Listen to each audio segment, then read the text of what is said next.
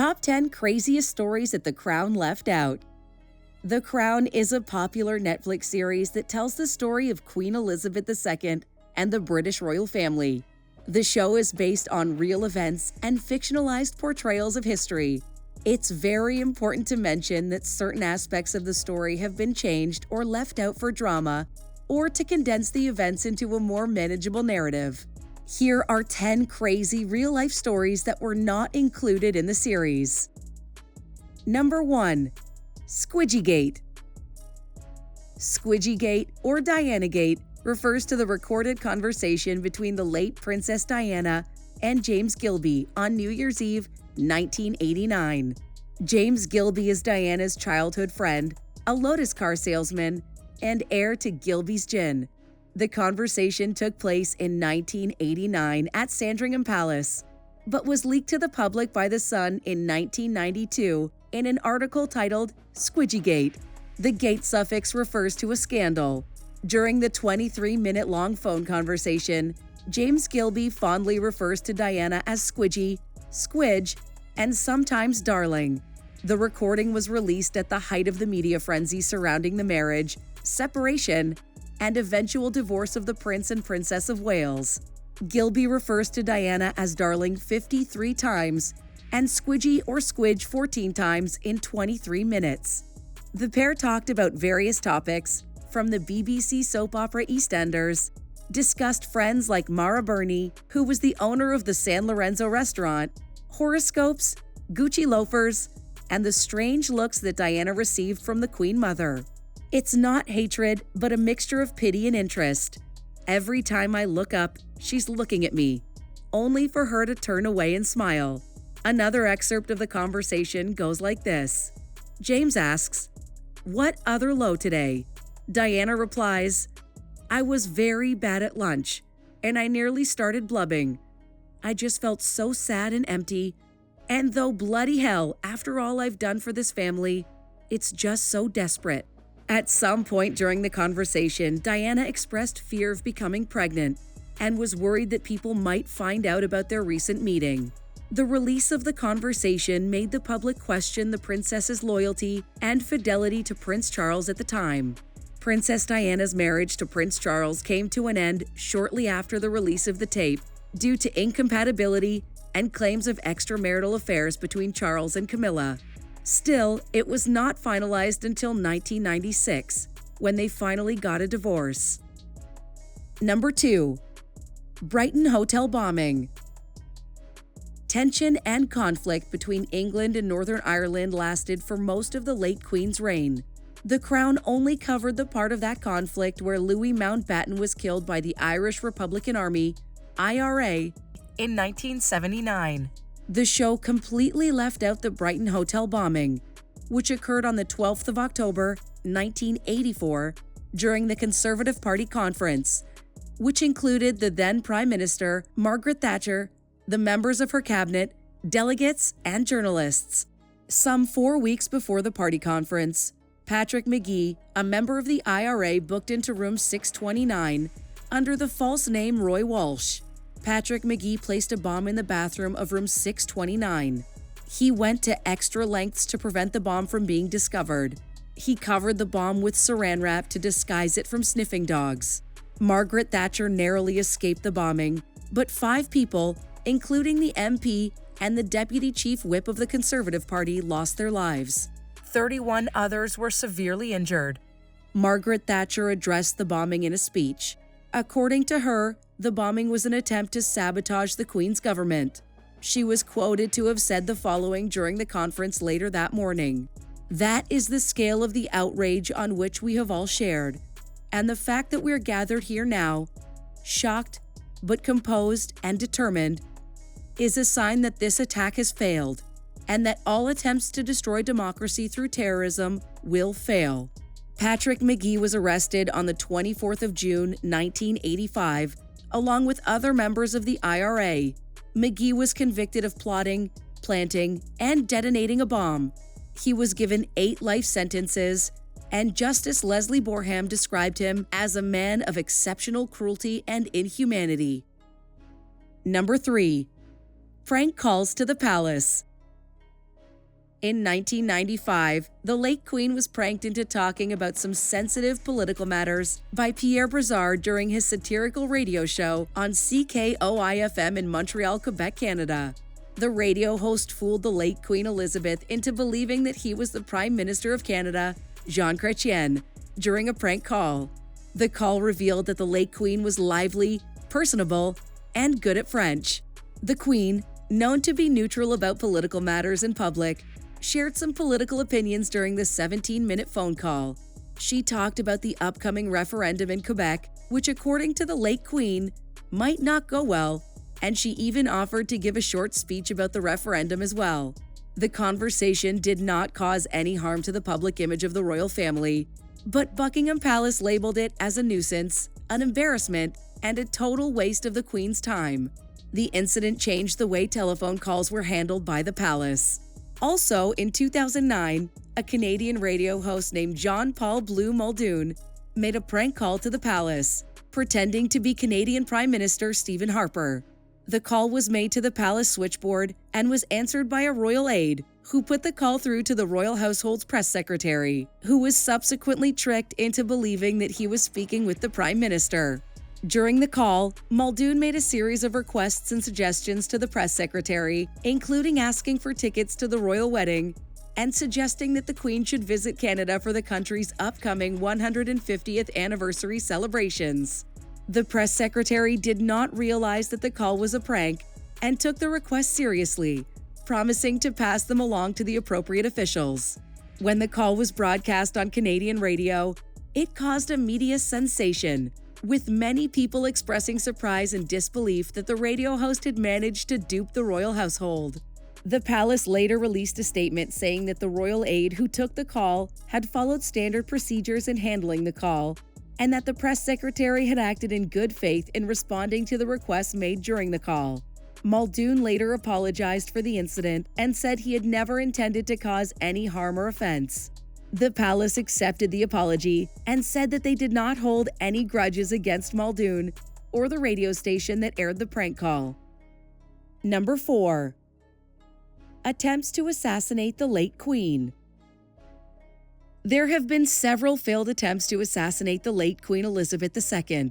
One of the most notable assassination attempts occurred on July 20th, 1981. When a man named Marcus Sargent fired 6 blank shots at the Queen as she was riding in a procession during the Trooping the Colour ceremony in London. Sargent was arrested and sentenced to 5 years in prison for his attempted assassination of the Queen. Another attempted assassination occurred on May 13, 1994, when a man named David Kang fired 6 shots at the Queen as she was riding in a carriage during a parade in Sydney, Australia. Kang was quickly overpowered by police and was later sentenced to 12 years in prison for his attempted assassination of the Queen. Fortunately, the Queen was not injured in either incident, thanks to the Royal Protection Squad. The Royal Protection Squad is a specialized unit of the Metropolitan Police Service that's responsible for the security of the British royal family. They work closely with other security agencies such as MI5 and MI6 to ensure the safety and security of the royal family. Number 5. Failed attempt to kidnap Princess Anne. On the night of March 20th, 1974, at around 8 p.m., Ian Ball attempted to kidnap Princess Anne, who was headed to Buckingham Palace from a charity event along with her then-husband, Captain Mark Phillips. Ian Ball tailed the royal from the charity event in his Ford Escort. He blocked their limo and started shooting at them. The royal security officer, Inspector James Beaton, tried to defend the couple, but his pistol jammed and he was shot thrice in the chest and arm by Ian. Brian McConnell, a tabloid journalist who was following the royal couple, got shot in the chest for his intervention. Ball approached Princess Anne and told her about his plans to kidnap her, to which the princess replied, "Not bloody likely," and made her way out through the side door of the limousine with her lady-in-waiting Rowena Brassey. Ron Russell, a former boxer passing by during the time, ended up intervening by punching Ball in the head and leading Princess Anne to safety. Police Constable Michael Hills was the passing pedestrian who called the police for backup before Ball shot him and fled. Ian Ball was later tracked down and arrested by Detective Constable Peter Edmonds. All of the injured men recovered and were rewarded by the late Queen for their acts of bravery. Alexander Callender, John Bryan McConnell, and Police Constable Edmund were awarded the Queen's Gallantry Medal, the third highest civilian honor for bravery. Michael Hills, along with Ron Russell, were given the George Medal, the second highest, and Inspector Beaton received the George Cross, the highest civilian medal for courage. Ball, who was suffering from a mental disorder, intended to kidnap the princess and demand a £2 million ransom, which he intended to donate to the National Health Service, which, according to him, lacked facilities for treating mental illness. Ian Ball pled guilty to attempted murder and kidnapping, and he was sentenced to life imprisonment at Broadmoor under the Mental Health Act. The incident changed the royal family's security details from training of royal guards down to the weapons they carry. Number 6. Princess Anne's marriage. The Netflix show failed to describe the ups and downs of the union between Princess Anne and Mark Phillips. The pair were married in November 1973 and had 2 children together, Peter and Zara. Surprisingly, shortly after the birth of their daughter Zara, a rumor broke out that the pair was facing marital troubles, caused by extramarital affairs. Those rumors gained steam when the couple failed to make public appearances together. However, the rumors were confirmed when a paternity test in 1991 showed that Captain Mark Phillips had a child with a woman named Heather Tonkin, an art teacher in New Zealand. In March 1989, Princess Anne's intimate relationship with Sir Timothy Lawrence was revealed to the world. The union between the princess and Mark Phillips ended soon after the letters were exposed to the public in 1989. But they didn't officially divorce each other until 1992. Sir Timothy Lawrence, who at the time was equerry to the Queen, had been exchanging intimate letters with Princess Anne, and those letters were revealed by The Sun in 1989. Princess Anne officially married Sir Lawrence in December 1992, shortly after her divorce from Mark Phillips, and the couple has been strong and committed to one another ever since. Number 7. Princess Diana's struggles with bulimia. Princess Diana, the first wife of Prince Charles and mother of Prince William and Prince Harry, struggled with bulimia nervosa, a type of eating disorder characterized by recurrent episodes of binge eating, followed by purging or other compensatory behaviors such as overexercising or fasting. Diana often felt pressure to maintain a certain weight and appearance, and she struggled with negative body image and self-esteem. She sought treatment for her bulimia and other mental health issues, and eventually became an advocate for mental health awareness and support. Diana's struggles with bulimia and her efforts to raise awareness about mental health issues helped to destigmatize these conditions and encouraged others to seek help as well. The show made some adjustments to the princess's struggle with bulimia, which could be misleading to the audience. Here are a few of those examples. People felt the trigger warning provided before the episode aired was not enough, as people prone to or recovering from eating disorders such as bulimia and anorexia nervosa may not have been prepared to see it. The princess's bulimia was caused by her husband's negative comment about her weight. The princess told Newsweek in 1997, he, Charles, put his hand on my waistline and said, "Oh, a bit chubby here, aren't we?" Body image is one of the main reasons people develop eating disorders, and critical comments from loved ones can be one of the most serious triggers. Recovery is not as easy as the show depicts, especially without treatment. The show failed to represent the challenges and treatments required to overcome an eating disorder. Bulimia is not just another psychological problem as depicted by the show. Bulimia is potentially fatal as it affects the digestive system, leading to an imbalance of electrolytes, water, and chemical composition of the body. Number 8. Diana's Togetherness Tour to South Korea. The state of Princess Diana's marriage to Prince Charles was revealed to the world during the Togetherness Tour to South Korea in November of 1992. Ironically, they were on the tour to demonstrate the strength of their marriage to the public. It's no secret that Charles and Diana were not the most compatible partners. Diana, Princess of Wales, was famous for her exquisite fashion sense and good nature, and even became the most photographed woman in the world until she died in 1997. Prince Charles was jealous of all the attention she got from the public and the press. Their marital problems started long before the tour to South Korea. Still, they were hidden from the public until Princess Diana secretly collaborated with a journalist and writer named Andrew Morton in 1992. Andrew published Princess Diana's biography, called Her True Story. The publication contains a detailed account of the princess's unhappy marriage and revealed just how unhappy she truly was. The Togetherness tour was the last-ditch effort to save the royal couple's failing marriage. The trip was a total mess from the moment it began, as the animosity between the two was palpable as soon as they landed at the airport in Seoul. One of the reporters on the tour said hatred radiated between the two as they came down the steps of the plane. It appeared they both went out of their way to look miserable, as the pictures from the trip would show. The two seemed to go out of their way to avoid each other during the first 90 minutes of the tour, avoiding eye contact and physical touch, like total strangers. The couple had 2 events to attend during their visit: to lay a wreath at the National Cemetery of Korea and open a new British embassy. Only Prince Charles was available for both events. The palace later released a statement saying that, "We know that they're not fine, but we're doing our best with them." The couple announced their separation in December of 1992 and finalized their divorce in 1996. Number 9. The confrontation between Camilla and Diana. Princess Diana, the first wife of Prince Charles, famously confronted Camilla Parker Bowles, Prince Charles' current wife, about her relationship with Charles in the late 80s. The confrontation took place during a phone call between Diana and Camilla. According to accounts of the conversation, Diana confronted Camilla about her ongoing affair with Charles and accused her of being the reason for the breakdown of their marriage.